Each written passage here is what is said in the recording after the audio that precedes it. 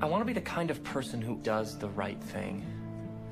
And I don't just mean the big things where right and wrong are obvious and easy, but I mean the small things, the subtle, unnoticed things, like helping my neighbor when she's shoveling a driveway. You know, what I do when no one's watching. Because it's so easy to let those small things slip away.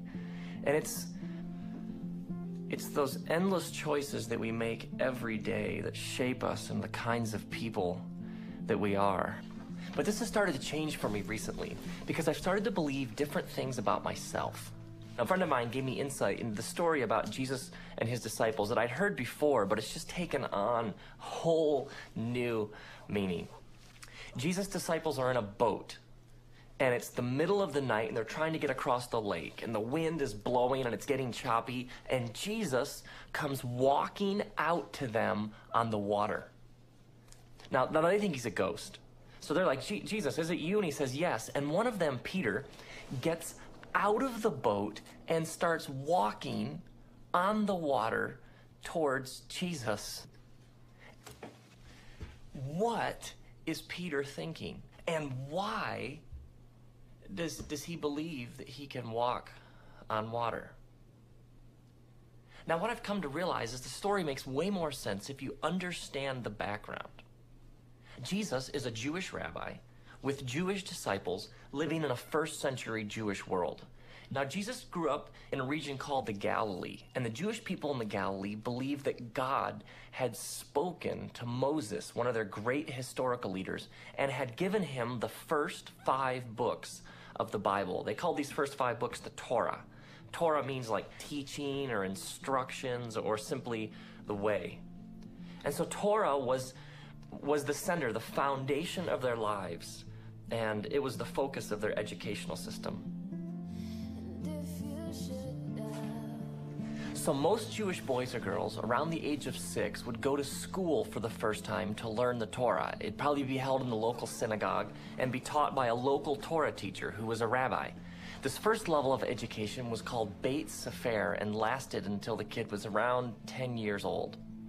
In Beit Sefer, most kids would memorize the Torah, and by the age of 10, have the Torah by heart, every word. Genesis, Exodus, Leviticus, Numbers, Deuteronomy, memorized. Now, by the end of Beit Sefer, which would be around 10 years of age, most kids were no longer going to school. They were apprenticing, learning the family trade, learning the family business, learning how to manage a household.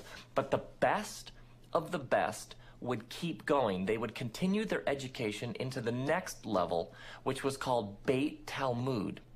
In Beit Talmud, the best of the best who were still going on, the ones with the most natural ability, would memorize the rest of the Hebrew scriptures.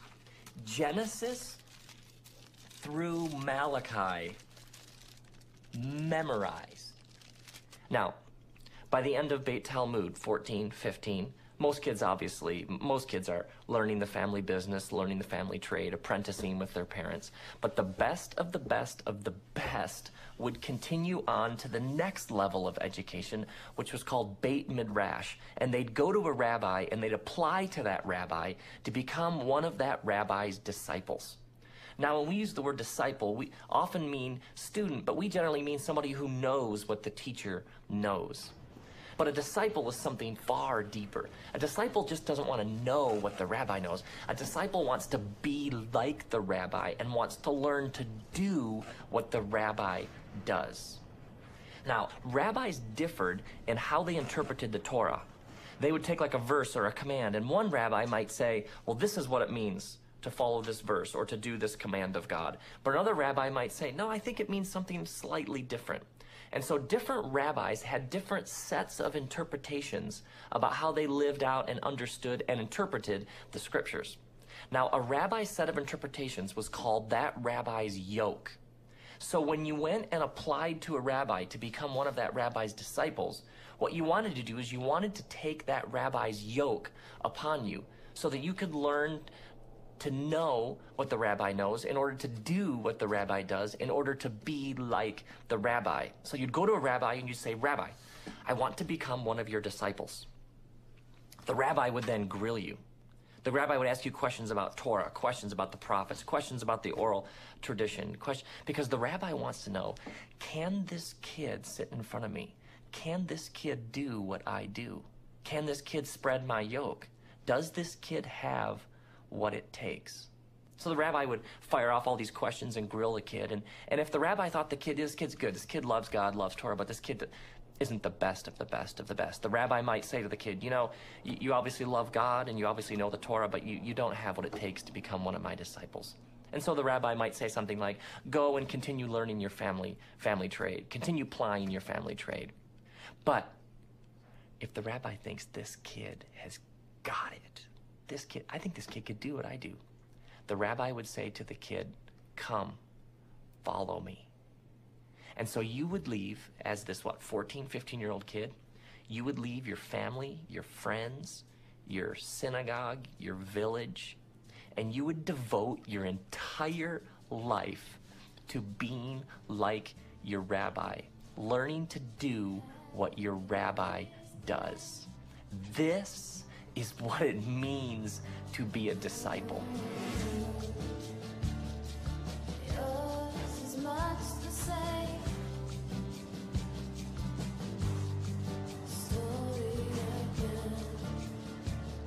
So, a rabbi comes to town, a powerful rabbi. He's got like his little pack of disciples with him, and they're doing everything they can to keep up with him because they've devoted their lives to doing what their rabbi does. So if you're a disciple, by the end of the day with your rabbi traveling on these hot, dusty, dirty roads, you've got whatever your rabbi stepped in just caked all over the front of you. And so this saying developed among the wise men and the sages that you would say to a disciple, you'd say, may you be covered in the dust of your rabbi. This is a scene that everybody had seen this. They knew exactly what it meant to be covered in the dust of your rabbi.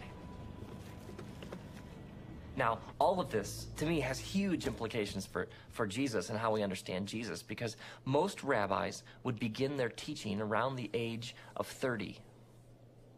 And in the Bible, around the age of 30, we have Jesus walking down the shore along the Sea of Galilee, and he comes across Peter and Andrew, and they're fishermen, and Jesus says to them, come, follow me. Well, if they're fishermen, and Jesus calls them to be his disciples, then they're not following another rabbi. And if they're not following another rabbi, they're not the best of the best. They didn't make the cut. Then the text continues. It says that at once they dropped their nets and followed him, which I've always thought is a bit strange. I mean, it's odd, isn't it? That they just drop them and go. And I don't, some of those Christian movies don't help, do they? I mean, it's like Jesus comes down the beach and he's in this white bathrobe and he has this light blue beauty pageant sash on, you know, and his hair is blow dried and he's Swedish, and he calls the disciples and they're kind of these robots. They kind of come around and go after him. If you understand it, like in its original context, it starts to make perfect sense. I mean, rabbis were the most honored, respected, revered people anywhere. I mean, the best of the best of the best are the only ones who got to be rabbis. And this rabbi comes down the beach and says to you, come follow me. Well, what's he really saying? What he's really saying is, I think you could do what I do. I mean, he's saying you can be like me. Of course you drop your nets and follow him. And then the text even continues. It says that he comes across James and John, and they're fishing with their father Zebedee. Now, if they're fishing with their father, what are they? They're apprentices. They're learning the family business. And if he calls them to be his disciples, and they're not the disciples of some other rabbi. So James and John, they're not good enough. They didn't make the cut either. They aren't the best of the best. And how old are they? 15? 16? I mean, 20? These are not old men. They're young. I mean, Jesus chooses them because his movement is for everybody. I mean, it's for rich and for poor and for women and men and educated and uneducated. I mean, actually, what's one of the things they say about them later on? One of the things they say about them later on is, these guys are like unschooled fishermen. I mean, it's for the peasants and the scholars. It's like a movement of anybody's, and he calls them the JV, the B team, the not good enoughs. He calls them to be his disciples, and they change the course of human history.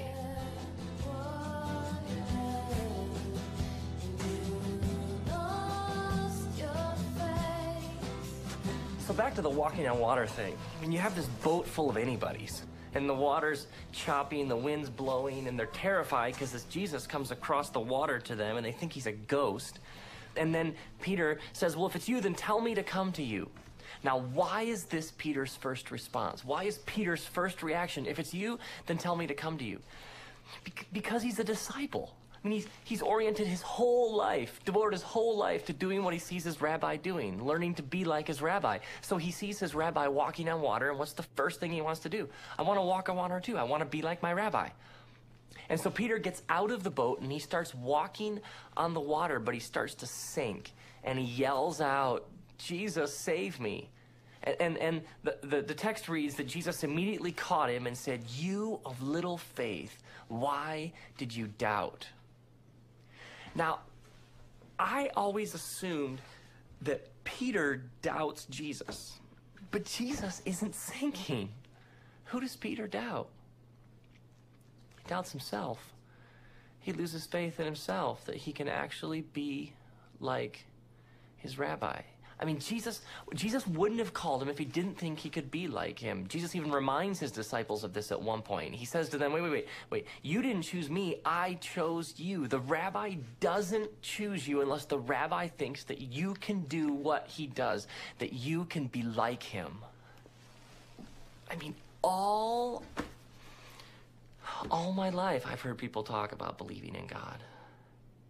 But God believes in us, in you, in me. I mean, faith in Jesus is important, but what about Jesus' faith in us?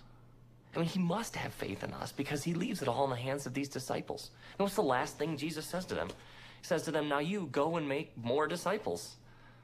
He leaves it all in the hands of these anybody's, and they do it. I mean, what if we can actually be the kinds of people that God created us to be? What if he actually believes that? I mean, what if he actually believes that we can be the kind of people who live like Jesus lived?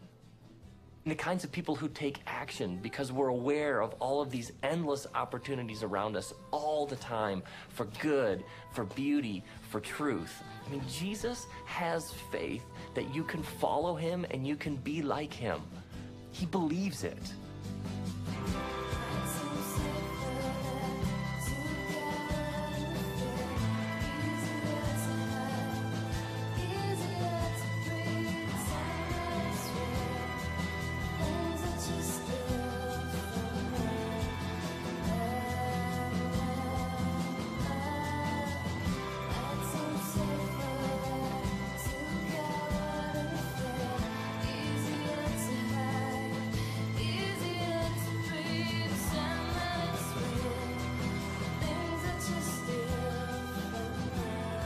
May you believe in God, but may you come to see that God believes in you. May you have faith in Jesus, but may you come to see that Jesus has faith that you can be like him. A person of love and compassion and truth. A person of forgiveness and peace and grace and joy and hope. And may you be covered in the dust of your rabbi, Jesus.